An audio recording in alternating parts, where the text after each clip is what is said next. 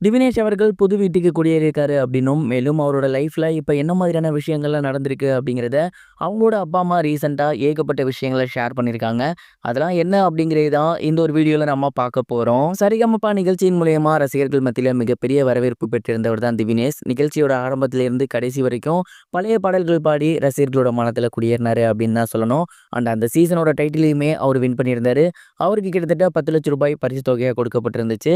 And இந்த ஒரு season முடிஞ்சதுக்கப்புறம் திவினேஷ் அவர்கள் இப்ப ஏகப்பட்ட விஷயங்கள பண்ணி வந்துட்டு இருக்காரு. அதுல முதல் விஷயம் அவங்க ஃபேமிலி என்ன பண்ணியிருக்காங்க அப்படின்னா, புது வீட்டுக்கு குடியேறி இருக்காங்க. திவினேஷ் அவர்களோட குடும்பம் ரொம்பவே கஷ்டப்படக்கூடிய குடும்பம் அப்படிங்கிறது நமக்கு நல்லாவே தெரியும். அண்ட் அந்த ஒரு காரணத்தினால திவினேஷ் அவர்கள் ரொம்பவே கஷ்டப்பட்டு அந்த ஒரு போட்டியில பாடி ஜெயிச்சிருந்தாரு. அதுல கிடைச்சிருக்கக்கூடிய காச வச்சு முதல் வேலையா அவங்க ஒரு நல்ல வீட்டுக்கு குடியேறி இருக்காங்க.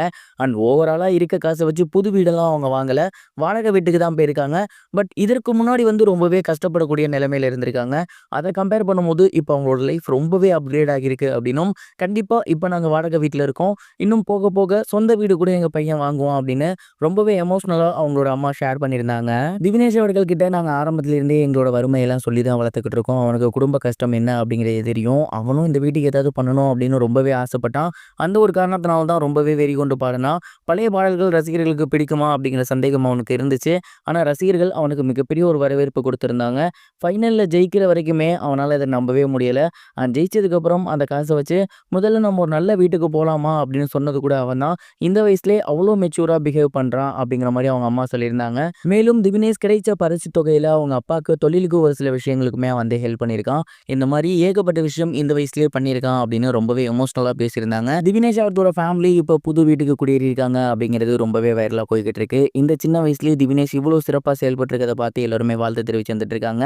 நீங்க இத பத்தி என்ன நினைக்கிறீங்க? மறக்காம கமெண்ட் பாக்ஸ்ல ஷேர் பண்ணுங்க. இது ஒரு புறம் இருக்க, பிரபல நடிகரான லெஜண்ட் சரவணன் அவர்கள் 2வது படத்த துரை செந்தில்குமார் அவர்கள் தான் இயக்கி வந்துட்டு இருக்காரு அப்படிங்கிறது நமக்கு நல்லாவே தெரியும். இந்த ஒரு படம் அப்படிங்கிறது தீபாவளிக்கு ரிலீஸ் ஆக போகுது அப்படிங்கிற அப்டேட் சமீபத்தில வெளியாகி இருக்கு.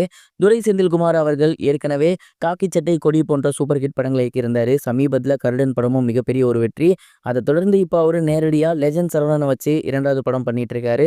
அண்ட் இந்த ஒரு படம் ரொம்பவே சூப்பரா விறுவிறுப்பா உருவாக்கி வந்துட்டு இருக்காமா. இந்த படம் பார்த்தீங்கன்னா, வர தீபாவளிக்கு ரிலீஸ் ஆக போகுது அப்படின்னும், அதற்கான ஸ்லாட்ட அவங்க இப்பவே புக் பண்ணிட்டாங்க அப்படிங்கிறதும் தெரிய வந்திருக்கு. வரப்போற தீபாவளிக்கு சூர்யா அவர்களோட கருப்பு படம் ரிலீஸ் ஆக போகுது. அப்படி பார்க்கும்போது லெஜண்ட் சரவணா அவர்கள் தன்னோட 2வது படத்திலேயே சூர்யா கூட போட்டி போட போறாரு அப்படிங்கிறது தெரிய வந்திருக்கு. அண்ட் இந்த ஒரு படத்தோட ஃபர்ஸ்ட் லுக் வரும்போது எல்லாருக்கும் மிகப்பெரிய ஒரு ஷாக். ஏன்னா லெஜண்ட் சரவணன் அவர்களோட லுக்கும் மாறி இருந்துச்சு. அந்த ஆக்டிவும் இம்ப்ரூவ் ஆகியிருந்த மாதிரி தெரிஞ்சுச்சு. துரை செந்தில்குமார் அவர்கள் மேல அளவு கடந்த ஒரு நம்பிக்கை இருக்கு. பொறுத்திருந்து பார்ப்போம் இந்த படம் ஹிட் ஆக போகுதா இல்லையா அப்படிங்கிறத. இதுவரைக்கும் கனெக்டிங் டிவிக்கு சப்ஸ்கிரைப் பண்ணனா மறக்காம சப்ஸ்கிரைப் பண்ணிக்கங்க. உடனடி அப்டேட்ஸ் பெறுவதற்கு நோட்டிஃபிகேஷன் பெல்லையும் கிளிக் பண்ணிக்கங்க.